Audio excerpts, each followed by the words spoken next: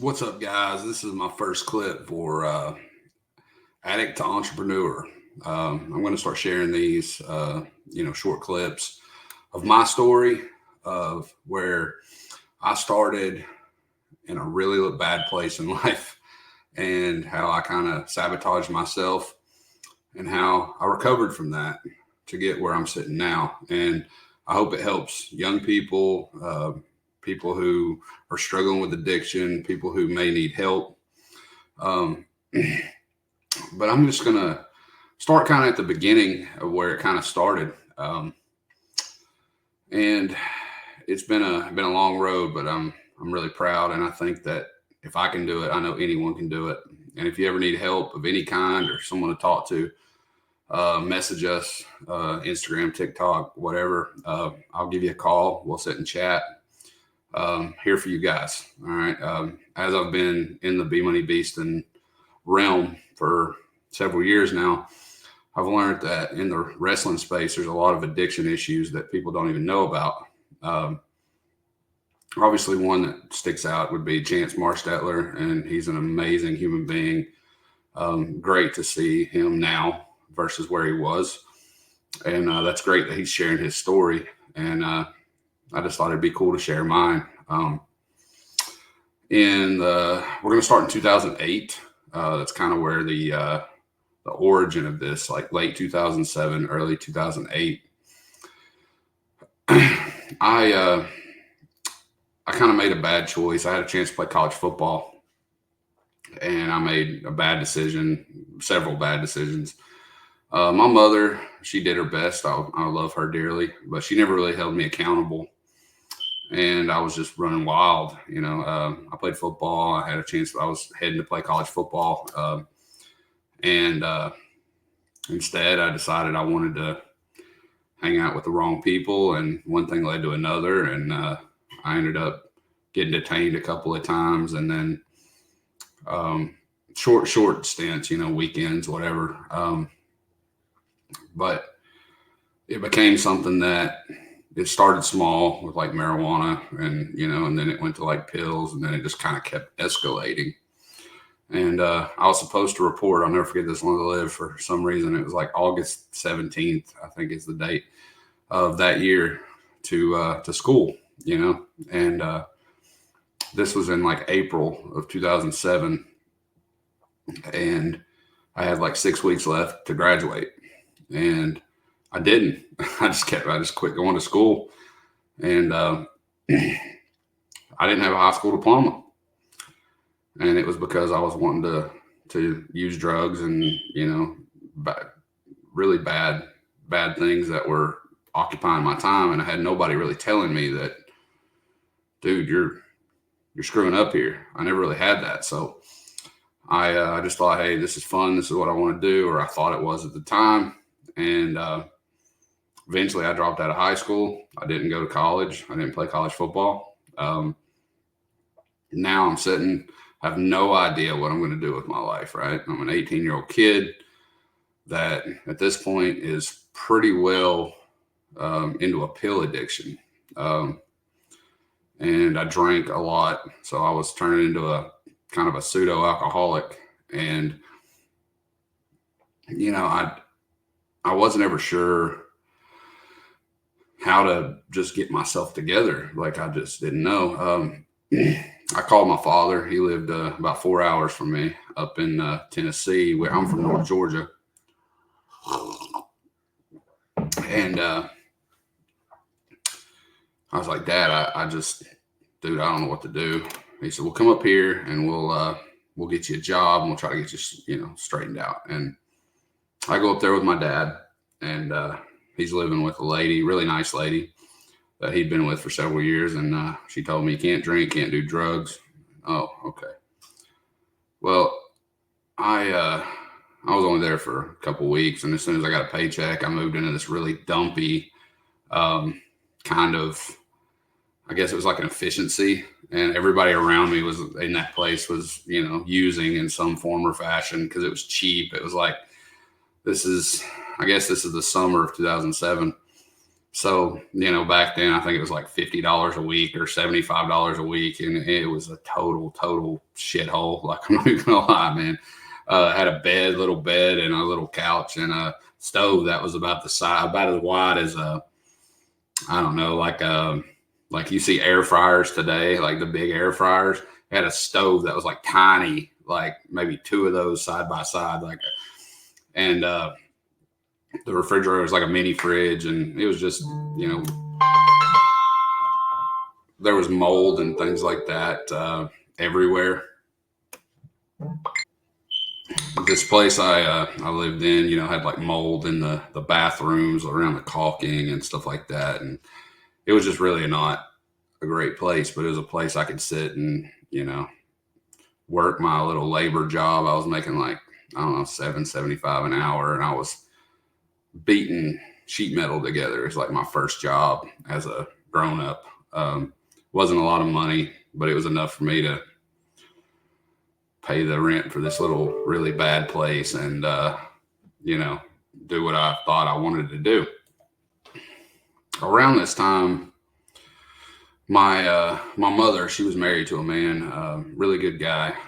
He had a couple of kids, so my stepbrothers, I guess. One of them was in prison from the time he was, I think, 16. Him and his brother and a girl, they robbed a McDonald's, like from within. They like worked there, and I thought it was the stupidest thing thinking about it. Even when I was, even strung out, like years later when I was really bad, I remember thinking of that randomly. I'm like, that is so stupid. But they had this plan. They were going to rob the safe, at a certain point when it opened and all these kind of things. And they did. And Lee, he was the one that got the most. He was like 16. He was like in a county jail till he was 18, and he was sent to like a penitentiary. He was like a two or 3 years older than me, a couple of years, I don't know. Well, he was getting out of prison around this time. And, I'm just a kid, don't know what I'm doing myself. And he had been writing me letters over the years because as a kids, we were close, right? And I always found it interesting. They had these like parental advisory, like little stamps, almost like on a CD, right? That this comes from a federal penitentiary or whatever, language, whatever. But he'd always kind of write me, hey man, how's it going? Whatever. And he called me as soon as he got out of jail, and I'm up in Tennessee. Now we're from Georgia. I'd moved up to where my dad was. And he says, hey dude, he says, can I come up there with you? Well, I was already in my own bad space, and I also didn't understand that, like, if you're on parole, like, you can't be in another state. But I was like, yeah, dude, come on. And that was probably one of the worst decisions I ever made. He got up there, and I was, beating sheet metal together for a little bit of money, and he got a job as like a brick mason helper or something on the same job site I was working on. And we met these brick guys, and there was more access to drugs and things we really just didn't need to be around. And we started hanging out with those guys, and my drug use got more rampant at that point. And you would think I'd had a wake-up call during this time, because we had a buddy that I thought was our buddy. I mean, realistically, the people you hang out with during active addiction are not your friends. They're encouraging you to do things that you probably should not, almost 100% should not be doing. But we were friends with this guy, and Howard, I believe was his name. And he was one of those brick mason guys. And he literally walked off the side. He was so high one day that he literally walked off the side of like the third story, and he just fell, and he was like bleeding from his brain. He almost died. And because he was severely under the influence on a construction site, it was scary. I was there when it happened. It was a scary, scary thing. He survived it. Thank God. But, that should have been something like, dude, what am I doing? But it wasn't. I wasn't ready yet. Well, you move forward, me and Lee, and we're hanging out with these guys, and it just kind of got worse and worse. And Eventually I was like, man, I want to go home. I hate it here. I want to start over. And I called my mom and I'm like, hey, I'm struggling. I'm an adult, but I'm not, So I went back to my mother's down in Georgia. And that didn't last long because, she was already kind of pissed at me because of how I dropped out of school and I, was rampant drug use and girls and whatever. She was very Christian, which I appreciate now. But that didn't last long, a couple weeks. And she's like, you got to go. And I didn't really have anywhere to go. I called my dad again. I'm like, hey, man, I don't know what to do here. He says, son, let me try to work something out. And he comes down and his buddy, Billy, good guy, he called him. He said, hey, if I buy this kid a camper, can he set it up, just stay like on your property for a little while he finds him a job, get us. Yeah, man. Yeah, sure. Okay. Well, this is during the 2008 recession, right? There's really no work. Like things were, and I had no skills of any kind, and I couldn't pass a drug test to save my life. So I didn't know what to do. But what ended up happening, I would work like day labor, where you go in like 5 a.m, you work till like 2, and they give you a check same day. Since I didn't have any bills, I was using it on pills and beer and liquor or whatever I was buying that day, and maybe a bag of chips to have something to eat or something. Wasn't a great life at all. Well, during this time is when I met the mother of my 2 sons, during like probably one of the worst, not the worst time of my life, but a bad situation in my life. And we met, and about 5 months later, she was pregnant with my first son, Bryson, who I mention a lot, the original Bmoney, my man. And I'm thinking to myself, dude, I can't take care of myself. How in the world am I going to take care of a kid, like another human being? I remember it scared me like so bad, but somewhere along the way, I kind of got it together. I remember like, dude, I got to get a real job. I gotta figure out a way to get a place to live. Like I can't have a baby in a pop-up camper. And I remember being so scared. Like it was like pressure. Like we love wrestling, sport of wrestling.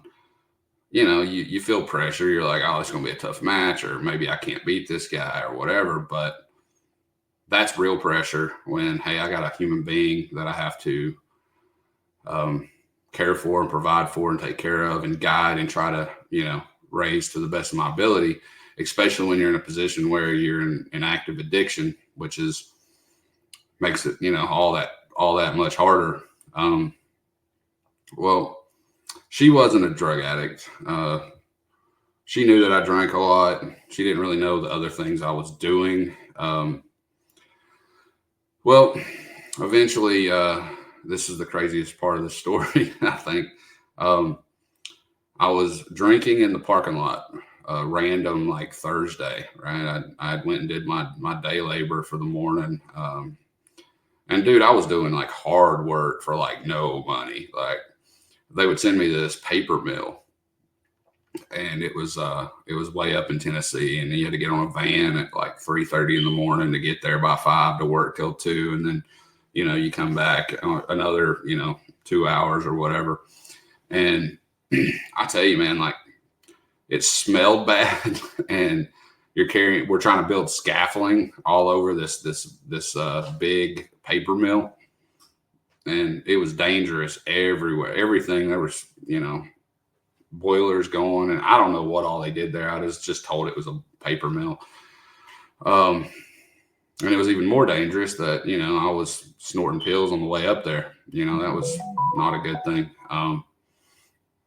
But I had already done that morning, got my, $40 or whatever it was, 40, $50, whatever. And I went to a liquor store, and I was sitting in a driveway. We call it parking lots down here in Georgia. I call it a parking lot, but it's a driveway. at my dad's buddy's house in a lawn chair, one of those like, pull chairs. And I'm drinking Bacardi something. And I was kind of getting good and liquored up. And my kid's mother, I had her car. I don't know where she was at. I don't know if she was at home or what, but I had her car because I didn't have a car, right? Like, I don't have a car.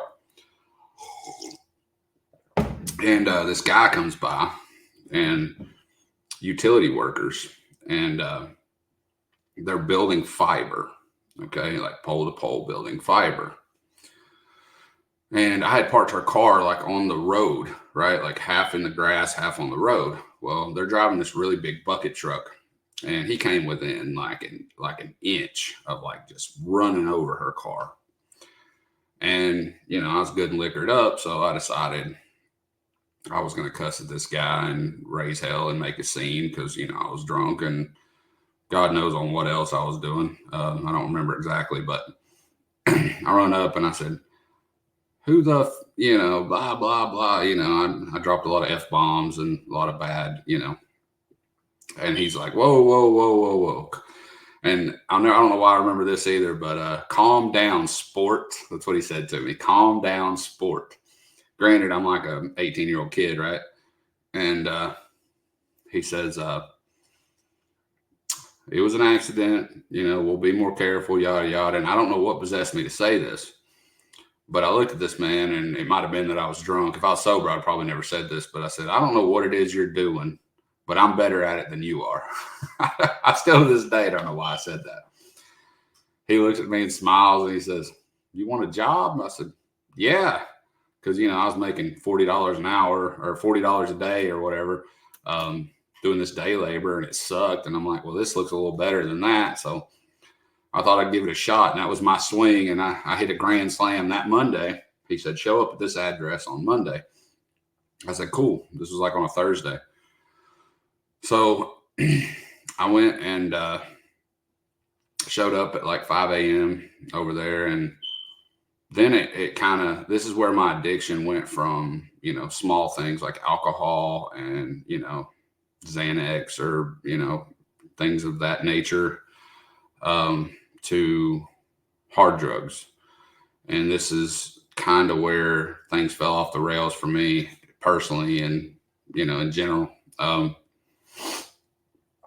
I show up and I meet these guys, and they're all from Kentucky. And they live in this big house up in Chattanooga, Tennessee, during the week, and then they go home on the weekends. And I assumed, that this was because it was cheaper than renting hotel rooms for everybody. So while they were in town working. So, I started as like a grunt. I was on the ground, and I was like making straps and putting hardware together and, pulling a lasher, which a lasher is about an 80-pound, kind of, it spins on the backside wire. And if you ever look up at a pole to pole, like driving down the road, you'll see, different lines, pole to pole. All that's been lashed to a stainless steel guide wire, pole to pole, and it lashes and it kind of attaches it to the strand, which is, I almost said guide wire, but the strand. And we were building fiber, all over Chattanooga. And eventually I got up in the bucket and, I learned how to do the work and whatever. Well, during this time, I'd had my first son, and we had just had our second son, Zachary, who was a year and about 2 weeks younger. And so I had two sons now. I'm a very, very young father with a very, very young mother with absolutely no direction, and an addictive personality and an addictive, problem there that I wasn't sure I wasn't even thinking about fixing it either at the time. It was just, I just got to survive, right, and take care of these kids. And I remember this vividly. During my time in cable construction with these guys, we had went to this train trestle. There was this big train trestle, and we had to rent, the owners, not me, but the owners had to rent this 55-foot bucket truck. and we had to go from one side to the other to get this span pulled across this train trestle that sat really high.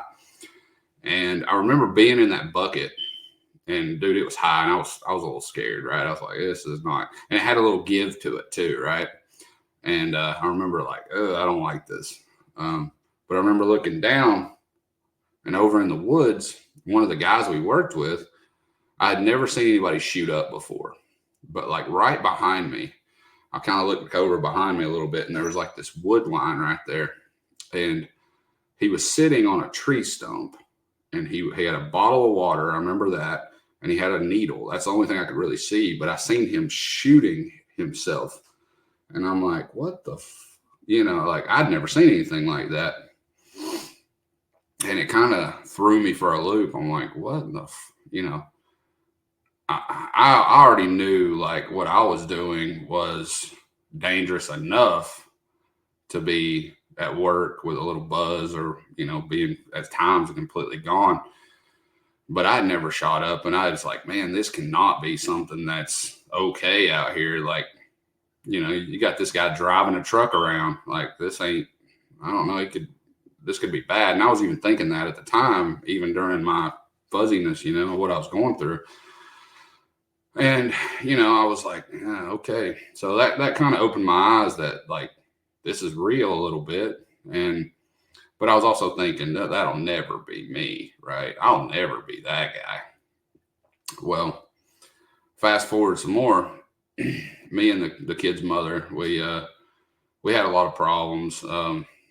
Granted, I always took care of us some way or another. I had left that job in cable contract. I was a contractor, and I got a better job as an in-house service technician. So now I was actually, working with people at their homes and things like that. And during that time, while I transitioned job to job, I was trying to make it to where I could pass a drug test. So this was the worst thing I ever did. I went to a methadone clinic, and that's the hardest thing in the world to get off of. But a doctor prescribes it to you. So I was like, well, if I fail for this, I can show that, hey, a doctor gave it to me for this, this, and this. And that's exactly what happened. I did fail for methadone, and I was abusing it. But I had the paperwork that said this was, prescribed to me, yada, yada. And I went to work as an actual employee, and I really enjoyed that, for a long time. But I couldn't get out of my own way. I remember that I would do well with the work, the day-to-day work, because I'm a little OCD at times, and it just kind of fit for me. It was like putting a puzzle together, and I really enjoyed that. But at the same time, like the minute I was off of work, I was drinking, or I was, whatever I could get my hands on for the time being. And instead of spending time with my family, not my wife, we were never married, but my significant other and my children, instead of focusing on that, I was focusing on how I could, get right for the day. We'll just say that. And I was a very absent kind of dad at the time. Like, I'd hold them and I'd look at them and I'd feed them a snack or something, but like, I wasn't very like present, right? And I didn't see it as a problem at the time. I was like, oh, well, I'm working and I'm doing what I'm supposed to do. They got a roof over their head and food and clothes and whatever. So, whatever, it's fine. But I would make excuses that I don't really need to do that part, or I don't really need to do that, or whatever. Well, eventually the excuses ran out, and me and the significant other went our separate ways. She took the boys, and this is where things went completely out of control for me. Growing up, I wouldn't say I had much of a family. I had my father I love my father dearly. I love my mother. She passed away sadly a few years ago. But my dad, he was always like going place to place to place. And we never really had a solid relationship until like I was an adult. because he was, I remember one summer he took off to West Virginia, and another because that's where he's from. And then one year he took off 4 hours away, and he was there for 8 years. I'd see him like if I went up for Christmas or something. I had an uncle that always kind of looked out for me that I still look after now. He's 81, God bless him. But outside of that, my mom, my dad really wasn't there at the time. I didn't really have a family dynamic. So I always thought as a, high school age kid, I'm going to get married and have kids and create my own family. And, and I did that, but minus the marriage, but I couldn't sustain it because I couldn't, when you're in like an active addictive, addiction, an active addiction, you tend to do some things that are very unethical. And for me, it was not staying faithful to my significant other. It was, my son needs diapers, and I'm, going to see my quote unquote buddy. Things that I should have done differently that now that I'm 36 years old, I look at and I'm like, man, I don't know why would I have done that? Why did I make these choices? But we went our separate ways, and I took it really, really, really hard, to the point that I just couldn't function anymore. I started going to work, drunk like every day. And I had a guy, this is where it made me know that, hey dude, I need to get away from this for a while, and try to like get my life together. Because mentally I couldn't go anymore. I just couldn't handle anything. And, I went to this house to, do an install. I was installing like internet or something. And, this guy comes out, he's like, dude, you reek of like booze.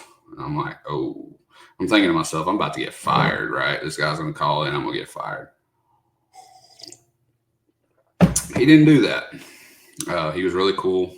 He talked to me. I guess he was an addict at one point. He was telling me about NA programs and things like that. And if you don't know what NA is, Narcotics Anonymous, is an amazing thing. We can speak on this shortly when you hear my rehab section of this story. But I remember after that, I did that job, and I was like kind of intoxicated, and I'm thinking, dude, I just about burned a pole here, about fell off a telephone pole. Like, I just can't do this right now.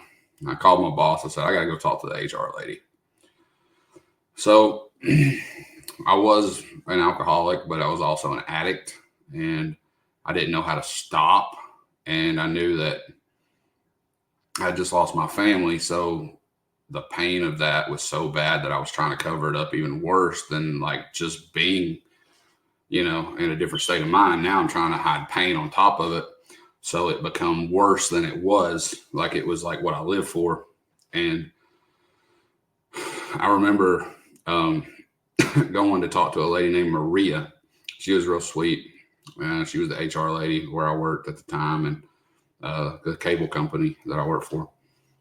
And I said, look, I'm an alcoholic. I never told him I was on drugs, because I didn't want him to drug test me and fire me and whatever. And I'd had this insurance at the time, and I knew it because I'd paid for it for a couple of years at this point, that coming straight out of my check, that if I ever left or went on FMLA, which is Federal Medical Leave Act, that I could draw that like 70% of my pay for, I think it was like up to a year and a half or something. So I was like, I'm going to have a paycheck. I just got to get out of here. Little did I know I was going to get out of there, and then I was going to have a lot of time on my hands, and my drug use was going to get worse and worse and worse. And especially when I'm not having to work for money, they're giving it to me, and then I can go do whatever I want. So it was kind of a bad idea looking back on it. I should have just honed in on work, tried to, people go to get divorced, people separate. It's hard, maybe I should have taken a week to just try to process things, but I took, I think 5 or 6, 7 months. I'll realize that here in a minute how long, but it was somewhere in that range. But I went on FMLA for alcoholism, and I said that I would attend a rehabilitation. I'd bring the papers back that I went to rehab, and they were very supportive, and I didn't do that right off the rip. Within 2 or 3 days, I realized I couldn't drink and snort enough, and I went and seen. Remember, I told you I work with these cable contractors, and we were in that big bucket. Well, all those guys lived in that house. Remember, I told you. Well, I called one of them. I was like, "What are you guys up to?" "Oh, we're in town working. You want to come have a beer?" He's like, "Yeah, dude." I didn't have anybody. I was alone, and that was the first night that I was introduced to heroin. I was hurting so bad that I had, like, emotionally, that I had this thought in my head that I just didn't care. I was like, let it kill me. I just don't care. And we've all had emotional pain in our life in some form or fashion. And that's how I chose to handle it, which was in no way the right way. But these guys were doing that. And at first, it still scared me. It's like, dude, I'd never do that. The more I drank, the more I was open to the idea. And in a bathroom at a big house in a little good area of Chattanooga, Tennessee, that these guys were all staying in, this guy shot me up for the first time in my life. And in that moment, I remember feeling, I don't remember it all. It's kind of a blur a little bit, but I do remember feeling like it just went away. Even for a short period of time, this goes away. And that's where, most people use to make something go away or to escape something. And for me, this was making, this emotional heartbreak that I'm going through just go away. And I remember thinking to myself, like, dude, you gotta stop this. This is stuff you see, like, on, TV about, the bad side of, like, drug use. Like, this isn't just, smoking a joint or drinking or what. This is real. And that was in the back of my head, like, all the time, but I didn't know how to stop. And before long, I'd, like, hawked my car title, and I had sold everything I had owned. I had collections of like rare autographed short print football cards and like baseball and, like signed baseballs and like all these things that, I had thousands and thousands of dollars worth, of collectibles, and I sold it all. I had rare comic books that I was into that I sold them all. Like everything I had that I could sell, I was selling. I was even going to give plasma a few days a week just so I could go get high. And dude, I spiraled into a bad, bad place. I hadn't seen my sons at this point in roughly, I don't know, 4 or 5 months at this point, like getting into, deeper and deeper, 3 or 4, 4 or 5, something. I was just an absent father. And it just kept getting worse and worse. And I found myself in this hotel room, this really dingy, nasty hotel. I had nowhere to live. We split up, and we lived in a duplex at the time when we were together, and I just let it go. I didn't care.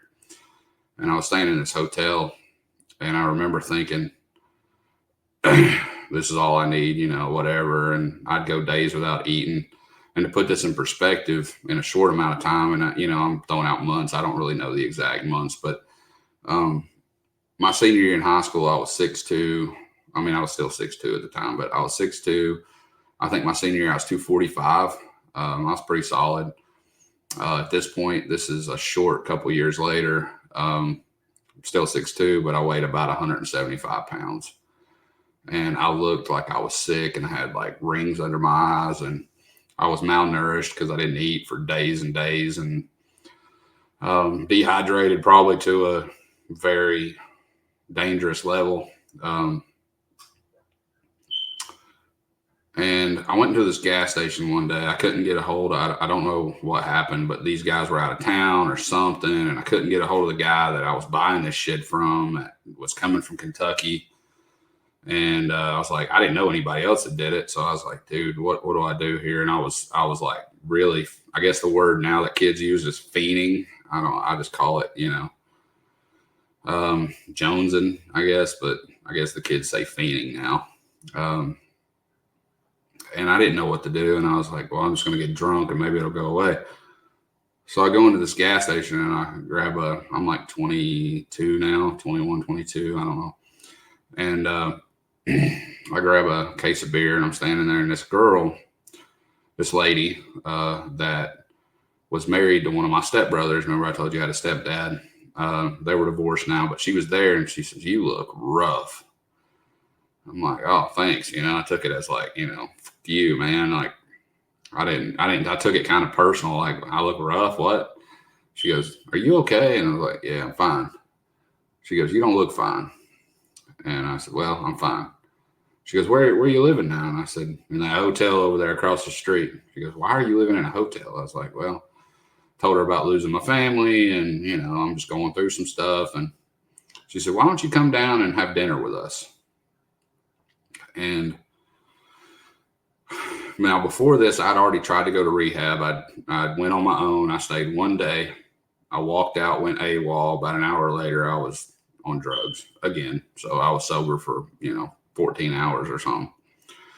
So I had tried the rehab thing already, and it just, because I was like, I gotta stop. But it just didn't stick, and I didn't listen, and I didn't care, because you have to want to stop. And at that point, I wasn't ready to stop. Well, I go to this lady. Her name was Tanya. Really sweet. She had a daughter that was about 17, I think, at the time. I think she's grown, has married now. But she made dinner, and I sat there and ate, and I was drinking. And the more I drank, the more I started thinking. And I'm sitting in this purple chair, and all addicts have this moment of clarity if they choose to make a change. At least in my experience, this is what happened. At this point, I hadn't seen my sons in several months, and I was sitting there thinking, like, what were they doing? Like, I wonder what they look like now, because in my head, they've grown a lot, which in reality, they hadn't grown that much. But the more I drank, the more I was just pondering about my sons. So now it was really hitting me, like, my sons, my sons, my sons. And I had this like thought, and I can't explain it to this day why this hit me, but when you go to elementary school, what are things that happen at elementary school playgrounds? You talk to your kids you meet, and they're like, "Well, what does your mommy do? What does your daddy do? What are their names? What are they doing?" And that's just things that little kids, kindergarten, first, second, third, whatever, they do that, And I had this thought that Bryson was on a playground, and some kid asked him what his dad did. And that he said, "I don't even know where my dad's at," or, "I don't know my dad." And I busted out crying, man. I was like, "Nah, dude, I can't do that to him. I gotta grow the fuck up now." And I cried for several minutes that felt like several hours, like hard. And I talked to this lady who was very nice to me. And the next morning, this is where I wanted to make a change. My mother was, at the time, she ran a maid service, raising me growing up. That was her job. She was like the manager of this big maid service. And I went up to her office at like 6:30. I knew she'd be there really early. I think they opened at 7, start taking calls and things. And she was always there at 5:45. And that's where I get my punctuality from to this day. Like, if I tell you tell me to be somewhere at 10 a.m., I'm going to be there at 9:35 or something. I'm just that way. And I got that from my mother. But I knew she'd be there early, and I showed up at 6:05 or something, 6:15, whatever it was. And I was already drinking at that point. But I told her, I said, "Look, I need help, and I need it now." And she looked at me, she goes, "You look rough." I was like, yeah, I know. She goes, "Well, I don't really know, since I can't get you back into the place we set up for you. Remember, I told you I'd been there before." And she called, I didn't tell you this part, but she called, and they wouldn't take me back to go back to rehab, which I understand. I literally walked out the front door, right? And so what ends up happening, she gets in this is how old I am, by the way. Phone books were still a thing back then. she gets in the phone book and looks up drug rehabs, and there was this number in the phone book, and she got this lady, and really nice lady, and she said, well, our facility is down in Miami, Florida.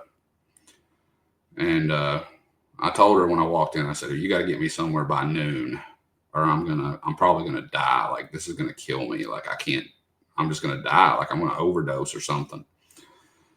And the lady on the phone talked to me, and she goes, okay, I can't get you anywhere by noon, but I can get you somewhere by 1. Are you flexible? And I said, okay, yeah, let's do that. So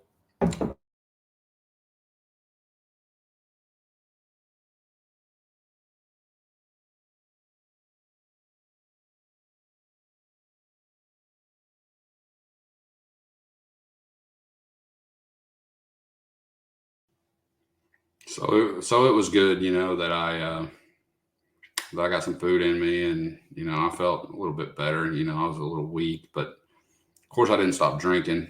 But as she takes me to the airport, all I had was like a couple changes of clothes, and I get on a plane and I fly from Chattanooga, Tennessee to Atlanta. Then I get on another plane in Atlanta, and then on that plane you could drink. I drank every bit of rum on that plane. And then I flew in that, it was like I don't know, 3 or 4 hour flight. I don't think it was that long. I don't know. To Miami. And at this point, I still haven't seen my kids, right? Like, at all. And I miss them. And the more I drink, the more I think about them. It was heartbreaking, because I'm like, I need to be your father right now. I don't need to be this fuck up of a human being that I'm being. And I knew it, and I wanted to take accountability for it. I just wasn't sure how yet. I landed in Miami. And Miami is what you would imagine if you've never been there. The palm trees and the glitz and the glamour and all that. Like, when you get on the freeway, it's really cool. You can see all these big buildings, and like, it kind of looks like Scarface in a way, like, it was pretty cool. But this man picks me up. He looks like John Candy. And if you don't know who John Candy is, pause this right now and go Google John Candy, and it'll put this kind of in perspective, so you kind of see the visual. Picks me up, and it had my name on this like sheet of paper he's holding up, and I get in this like wasn't a taxi. It was like a limo. It wasn't a limo either. It was like just a stretch car. Well, it was an hour drive from the airport to this rehab facility. And I was getting frustrated with this human being. I remember this vividly, man. He went on and on about the Miami Hurricanes and Dan Marino, and how his son or his grandson or whoever it was a good quarterback, and he tried out and didn't make the Miami team. And yeah, I don't know, just crazy off the wall. And I was, drunk and dope sick, and I just didn't care. And I remember going off on this guy, just like, leave me the fuck alone. I remember that. Looking back on it, I feel bad about it. So, but it's what it is. I don't treat people that way, but I guess in the moment, I just kind of lost it for no reason. I get to this place. I didn't want to eat. I didn't want to do anything. I just was a mess. They bring me into this place, and it's a nice facility, really nice facility. And they take me down to this like basement room, and they draw my blood, and I pee in a cup, and they drug test me, and they, check all my vitals and all this stuff. And I remember they handed me a turkey sub and a bag of Sun Chips. It's funny how you remember like little things that are insignificant. And a bottle of, I think it was like some kind of flavored water or something, Propel or something. And I didn't eat it. I just left it sit there. And then they took me upstairs. They told me everything that I failed for. They told me that my something about my enzymes in my blood or something. I didn't pay much attention. I didn't care. And they took me upstairs to my floor, which was the second floor of this rehab facility. And there was four floors, and it was like a hierarchy in a way. They kind of tried to get each floor to kind of, like, there was 2 women's floors and 2 men's floors, and they were trying to get everybody on each floor to kind of help each other. I would learn later on as I stayed there longer, and I'll get to that. I get upstairs and they said, well, we're going to give you a vitamin B shot. By the way, if you've never had one, dude, they hurt. They hurt. My shoulder right here was like bruised for days and days and swole up. Like they hurt. It's like pushing Jello through. Yeah, like it was hurt. It hurt. So I kind of snapped at the nurse when she did that, and then they took me to my room, and this is where I went into a denial stage. I'm in denial. I walk into this room, and I'm in there with a guy named Mike. He was from Boston. Now I'm from North Georgia, so you're talking about two different ends of the spectrum, two different people, which people can get along from everywhere. But in this scenario, not so much. He was very cocky and aggressive, and I was pissed off, so that didn't go well. It was like oil and water. And we got into it, almost got in a fight, nurses and things pulling us apart. Like I wanted to beat him to death. That guy. And then, later on when I was starting to sober up and doing better, they were like putting pills under their tongues and showing they took it and then trading it out for stuff. It was like prison, man. And he was part of that. And I'm like, dude, I want to get away from this guy. I really want to change my life. But, that's a whole nother story. I was there 2 weeks and I am struggling. I don't go to group. I don't get out of bed. They're yelling at me daily. I'm thinking to myself, my insurance paying for this. I don't have to do this if I don't want to. And they can kiss my ass. That was my way of thinking. And one day I was like, I don't want to be here anymore. I'm done. So I get up, and I'd been sleeping all day. It's like 7 o'clock at night. And I remember how, Florida's a beautiful state. I remember walking out the front door and looking, you could kind of see the sunset, it was just beautiful. And the palm trees kind of look black, right? Like the shadow. And I was like, I'm just going to the beach. I don't know what to do from there. That's where I'm going. Well, I was on what you call a one-on-one. So in rehab, what they do is if you are a threat to yourself or anyone else, which I wasn't going to hurt anybody else. I just didn't like that guy I was staying with. And I didn't think I was going to hurt myself, but who knows? They put somebody with you 24 hours a day. When you pee, you sit on the shitter, you take a shower, you eat, whatever you're doing, there's somebody sitting there watching you. Imagine trying to take a crap while somebody's just sitting there staring at you. It's really rough, man. Well, they take shifts and they trade off, and it's like, you ever watch a tag team WWE match, right? Where they tag out, right? Same thing. They just tag out. Somebody else comes and going to follow you around for another 8 hours. So I'm on this one-on-one thing, right, for weeks because, I got in a fight or almost got in a fight or whatever happened. I forget exactly, and I'm cussing at everybody and I'm aggressive. And granted, I'm detoxing and I'm sad, and that emotional pain I was trying to hide is right back to the surface. So I'm in a bad, bad way. So I get it now looking back on it, but it was in the second shift or whatever. And this lady, I don't remember her name, and this is no disrespect for this woman, but if Aunt Jemima was legitimately a human being, this woman would be her. She looked just like the bottle. I don't know. Really sweet lady. She chased me. They can't put their hands on you or anything like that, but they can't let you just take off either, right? So she chased me the mile that I walked. She walked right behind me. I walked up to this beach, and I just stood there and kind of looked. And then I started crying. And she talked to me, and she says, if you'll give me 7 more days, I promise you're going to feel better. Give me 7 more days. If you don't in 7 days, I'll look the other way. And I'm thinking, look the other way with what? And she's like, walk out the door. You'll come right back. Because in 7 days, you're not going to have the same mindset you have right now. And I was like, and I'm a pretty reasonable person, even when I'm not. And I went back.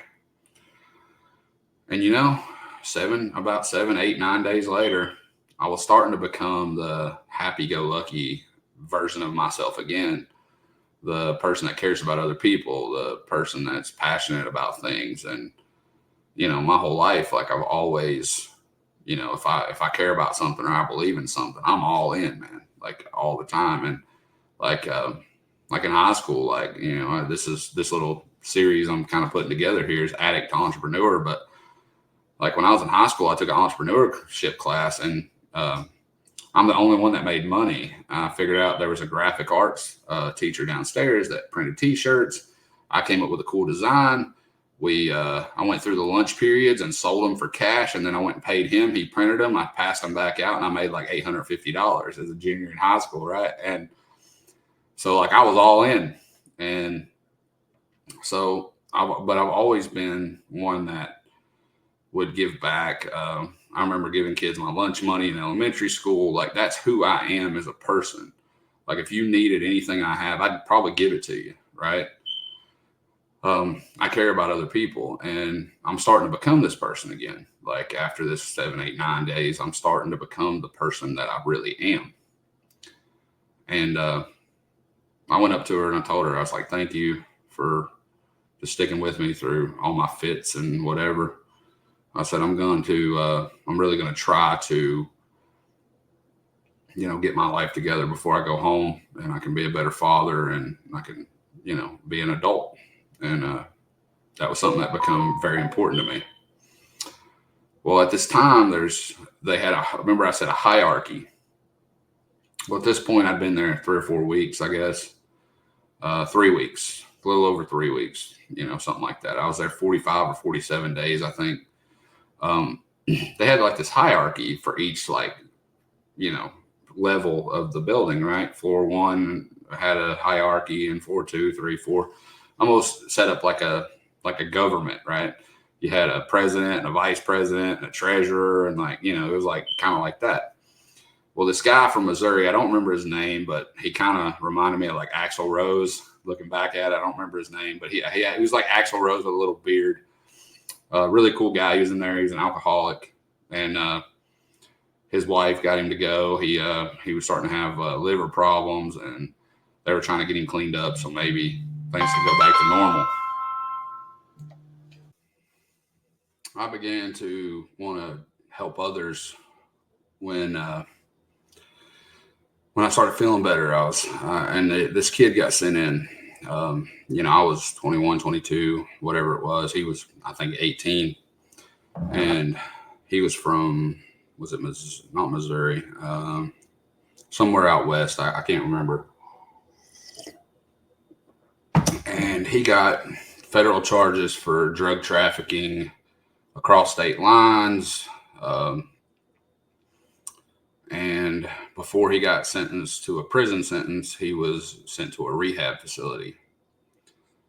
And remember, I was talking about the hierarchy. The guy from Missouri, when the president leaves, he assigns a new president.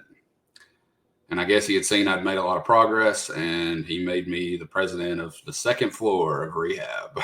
And I remember I was kind of young and cocky, and I said, I'm not the president. I'm El Presidente. And I always thought that was cool. And I had all these guys that I hung out with we were all getting sober together, and we were bonding off of that, right? Talking about our kids and what we did growing up, and like things we like, I was a WWE fan as a little kid. So we talked about that, and we talked about football, and, politics really wasn't a thing, but, we talk about, the economy or whatever it was. But we always bonded on different things, fishing, whatever. And all of them were calling me Presidente, and I thought it was cool, right? But this kid comes in, and he's in a bad place, man. He's covered in tattoos, and he handsome guy, right? Like young, looks like he should be a Wall Street banker or something, like looks like he had a young son, I think it was a baby. And well, there was this thing, and drug addicts as a whole species of people, we tend to push the boundaries as far as we can. And how in sports you would understand this, like when you break things down at the end of practice or whatever, say your mascot's Tigers, Tigers on 3, 1, 2, 3, at the end of our night session where we didn't have a counselor around, it was just us talking. They had this thing that started before I got there called, we're going to end on excuse my language here, a motherfucking dime. So basically on a 10, right? And that's how they said it. And I always thought it was kind of funny. I was like, that's unique and different to these guys, and that's cool, Well, they pulled me into this room earlier in the day before my first day as the acting El Presidente and told me that we couldn't do that anymore. That tell my guys this can't happen. And I'm like, you want me to tell 40 other drug addicts that they can't curse? Yeah, good luck with that. I'll try. But I didn't want to be like that. I didn't want to say, hey, we're not doing that. I said, you know what? I'm going to take it to a vote. And she told me in the meeting that if we did, we couldn't use the phone for 48 hours. Okay. So we're sitting in this little canopy. Nice Florida night, man. It wasn't hot. It was kind of cool, a little cool outside. I don't know, 77. It was nice. And we're all doing our NA, basically our group NA meeting together. And at the end of it, I said, guys, this is what the lady said to me. This is what we can and can't do. And this is what the punishment will be if we do it. And I said, I'm going to take it to a vote. So there was probably I'm just making this up. I think 35, 40 guys. I don't remember. I never counted them, but all of them raised their hand that they wanted to break down the same way as normal, right? Like, so we're pushing the boundaries. And then one person raised their hand that they didn't want to do that. And that one person was the kid that came in for the drug trafficking charge. He'd only been there for like a day or two. And I said, all right, do it.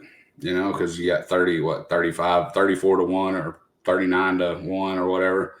So, majority votes, and we did it. The woman told me at the door that we're all suspended from the phone. They took the phone down, yada, yada. And I'm like, okay, none of us care. Me, I didn't have nobody to call, My dad was doing his thing. My mom, I hadn't heard from her. The only time I talked to my mom, she had mailed me, I think some like peanut brittle or something like one time. But I hadn't talked to my kid's mother, my ex there. I hadn't talked to my kids. So, I didn't have anybody to talk to, so I didn't care. And maybe that was selfish, but a lot of those guys were in the same boat. They just didn't care. And so we just went with it. Well, we get upstairs to our rooms, or to the common room. I'm in this common room, and I'm watching UFC, like some prelim fights on TV. And this kid comes in there wanting to fight. Right. And I don't know what possessed me to do it, but I like open hand smacked this kid like as hard as I could. And then he started crying, and then I felt horrible. And I was like, oh man, why did I do that? And I kind of helped him up, and I was like, dude, just talk to me. And, he's like, oh, fuck you. We kind of got down. Dude, shut up, sit down. Let's talk here.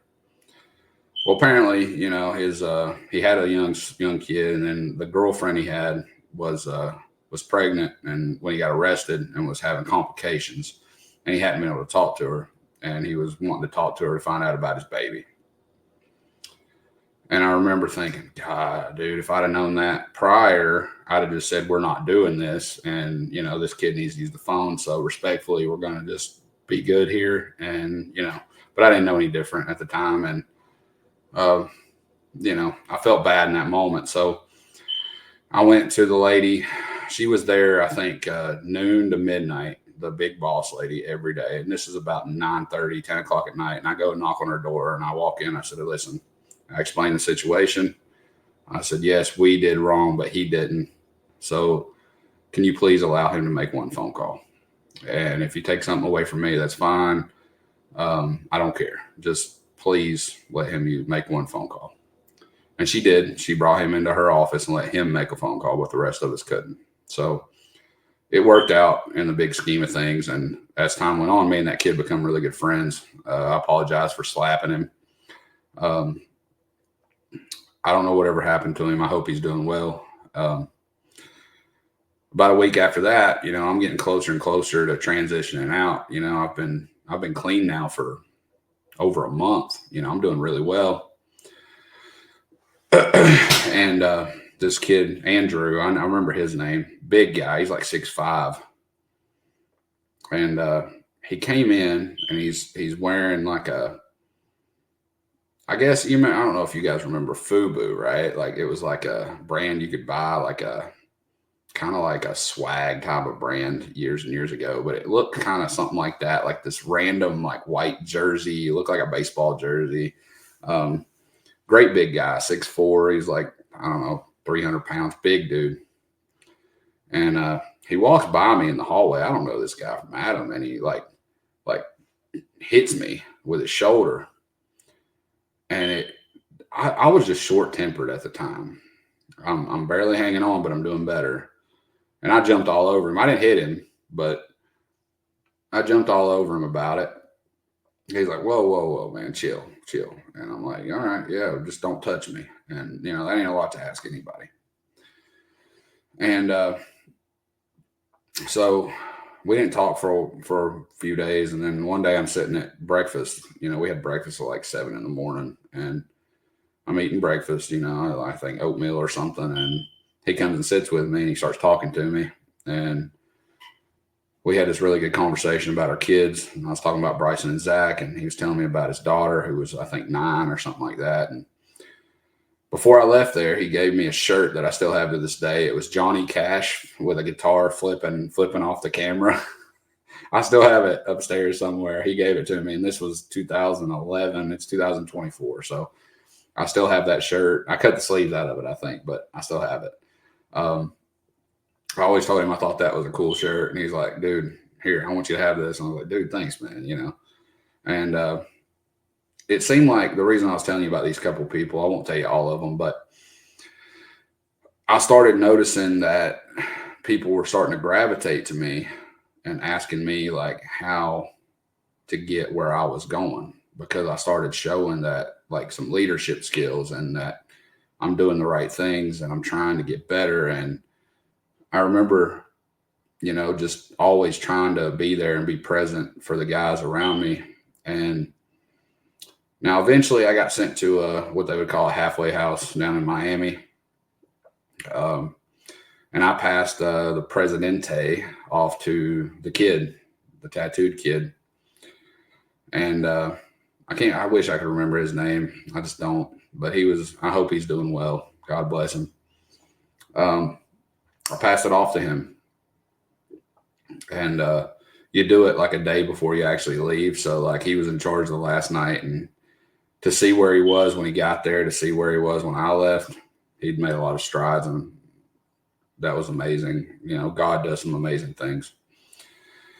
And moving forward, I get sent to this halfway house. Now, while I was in rehab, I met a girl, which is, not a great thing.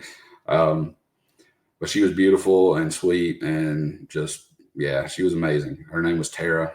And you couldn't talk to the girls in there. So it was like elementary school stuff. You're sending notes and talking through people and whatever. And well, when I'm in this halfway house, I was like, I'm ready to go home. I'm not on drugs anymore. I'm fine. I want to go home. Well, I somehow convinced this girl to go with me. And I don't know if that was good or bad. But I'd been in rehab for, I think I stayed 45 or 47 days inpatient. And then I'd stayed almost 4 weeks in like a halfway kind of thing where I actually did like a little job, a few hours a day. And like I had to go get my own groceries and like stuff like that. Right. And she was there with her roommate.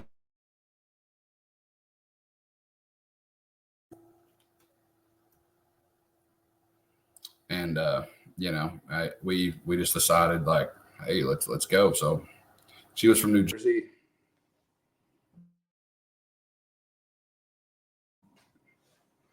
She was from New Jersey, and I was from North Georgia, and she came to North Georgia, and we were together for about a year. Kind of went downhill after that, but so I left after that time period, and that was in 2011, the summer of 2011. When I got back, I rented an apartment. I bought a car. All the money that I was getting while I was in rehab and things for my short-term pay while I was on FMLA was just sitting in a bank account. So I started getting my life together, and I went back to work about 2 weeks after I got out of rehab. I stayed there with that company for another, 3 or 4 years. So, I think I'm going to stop this session here at this point, but I'm going to say that you have to want to stop. And I got to a point where I wanted to stop. And I believe that when you get to that point, you're willing to go through some things that you normally wouldn't in active addiction, where you're going to fight. And I did. And I came out the other side of rehab, and I kind of got my life back together. I started seeing my kids every other weekend. So things were starting to come together. When I pick this back up, I'm going to pick it back up at the separation from me and Tara, and where I spiraled yet again, and where that went, leading into where we are today with Bmoney Beastin. So God bless.